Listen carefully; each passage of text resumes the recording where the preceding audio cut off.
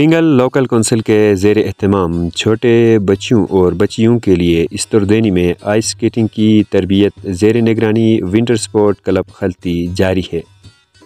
इमसाल पिंगल दहिमल के ये नन्हे मुन्ने बच्चे और बच्चियां अपनी मदद आप एक छोटे से इवेंट के ख्वाहिश का भी इजहार किया।